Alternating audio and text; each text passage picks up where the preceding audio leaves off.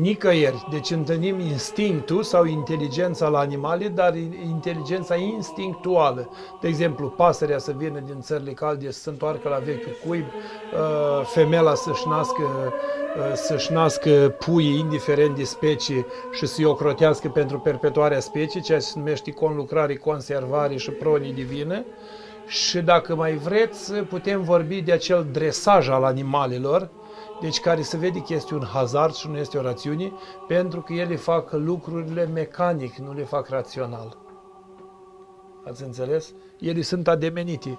Câinile care trece prin cercul de foc, calul care aleargă în buiestru, ursul care stă în două picioare, câinile care duce o bilă în gură, pinguinul care sare printr-un cerc, delfinul care sare când îi arunci ceva în apă.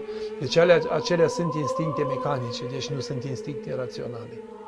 Așa noi cum am dresat fulgerul să treacă printr-o țeavă și să se ducă în pământ să nu dea foc casei, așa cum am dresat curentul electric să intre prin două fire ca să avem noi lumină, așa cum am dresat apa să treacă printr-un tub și să udi unde vrem noi, așa cum am dresat piatra și am transformat-o în ciment și am făcut-o să fie vârtoasă și am transformat-o în beton, așa cum am transformat smoala și zgura și am făcut asfaltul. Deci toate se supun nou prin mecanismul minții umane, nu prin voința lor.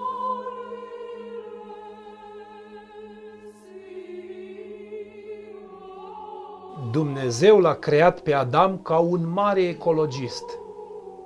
Pentru că atunci când i-a dăruit toată zidirea, i-a spus așa: iată, toate sunt ale tale, folosește-te, vezi-le, îngrijește-le, mănâncă, veselește-te, distrează-te, simte-te bine, bucură-te. Omul a neglijat această esență și a trecut la prima degradare ecologică. Prima degradare ecologică nu este tăierea copacilor din pădure sau aruncarea deșeurilor într-o apă. Nu.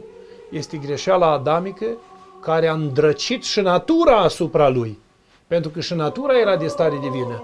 Pomul înflorea și creștea singur, nu trebuia stropit cu minerale sau cu substanțe fitotehnice ca să nu se strice, să nu se vermăneze poama și așa mai departe. Iarba nu creștea în două cu buruienii. Pământul a fost mai târziu blestemat să dea spini și pălămidă. Florile câmpului se mulțeau și creșteau singuri să-l veselească pe om. Animalele se hrăneau singuri ca omul să poată folosi de ele, dar omul n-a știut să le folosească și a atras focul ca să-l ardă, apa ca să-l înnece, vântul ca să-l ucidă, frigul ca să-l înghețe, lupul ca să-l mănânce, ursul ca să-l sfâșie.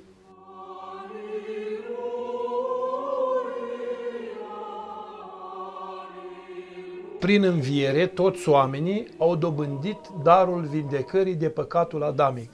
Și anume cum? Prin botez în Hristos, deci afundarea în numele Sfintei Treimi. Și ca drept dovadă că acest botez creștin este cel adevărat, cel justificat și lăsat de Dumnezeu în treapta ierarhiilor tainelor, vom găsi altoirea în Hristos unde? În tot patericul egiptean și în viețile sfinților vom întâlni oameni care au ajuns la măsura nepătimirii adamice, deci trăirea lui Adam înainte de cădere, care au îmblânzit dobitoacele. Citește în Simeon Stâlpnicul când un preot a venit în pădure și i-a poruncit unei căprioare: stai! Aceasta a stat și a venit la mâna lui, el a înjunghiat-o, i-a luat carnea. Și atunci s-a îndrăcit și a început să tremure. Și l-au dus la Sfântul Simeon Stâlpnicul și l-a întrebat Sfântul Simeon: ce ai făcut? Am profanat zidirea lui Dumnezeu, zice. Am poruncit în numele lui Dumnezeu ca animalul să stea și apoi l-am ucis.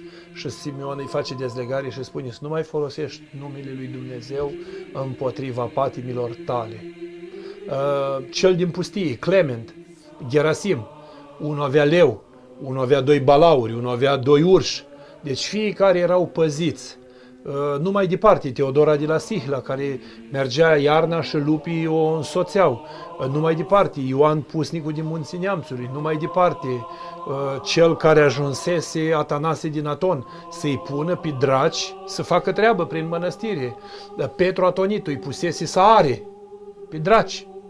Ajunsese că îi închisese în niște oale de lut și-o venit Maica Domnului și-a spus: dă-le drumul că nu vă mântuiți niciunul, ei sunt doctorii voștri.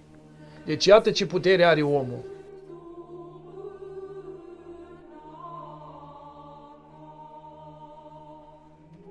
Pentru că oamenii s-au alterat, oamenii nu mai sunt inteligibili spiritual, ei sunt inteligibili rațional, deci carnal.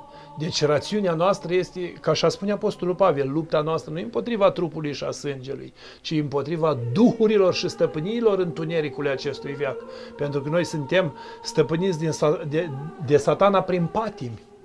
Deci dracul nu mai vine acum să iasă în fața ta și să spună, știi, te voi ucide că nu-mi place de fața ta. Nu, te aruncă în desfrâu, în beții, în drog și te ucizi tu singur, dar îi faci tot voia lui. Deci înțelegi? Deci Satana ne copleșește mai ușor. Deci societatea de consum nu știe să lupte împotriva Satanii și mistifică această grosolănie a patimilor sub pretextul acelor vrăji de scântece, magie albă, magie neagră, lucrarea cu duhurile, spiritismul și așa mai departe. Deci ei își justifică propria neputință prin aceste lucrări malefice, cum se spune în termeni superiori. Dar ele nu există. Deci aia este lucrarea dracului asupra omului prost.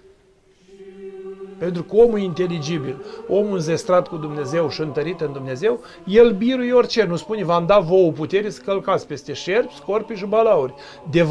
Vă va vătăma cineva sau de moarte veți bea sau veți mânca, nu veți peri, ci vă veți izbăvi.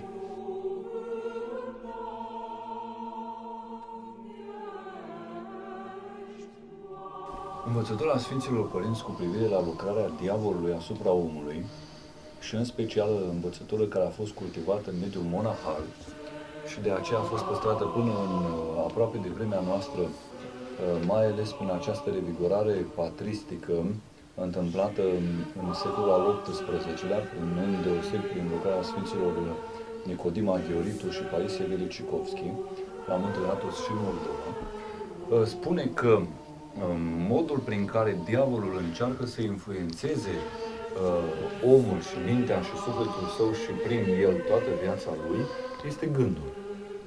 Deci este această formă de energie subtilă pe care, datorită înrudirii între sufletul creat după chipul lui Dumnezeu ca de natură duhovnicească și nu materială și Sfântul Înger, pe de o parte, dar și natura duhovnicească a Îngerului căzut pe de altă parte, există această posibilitate a comunicării prin gând, care nu este un lucru material, nu este un lucru pe care să îl poți cântări sau să îl poți descrie sau să îl poți...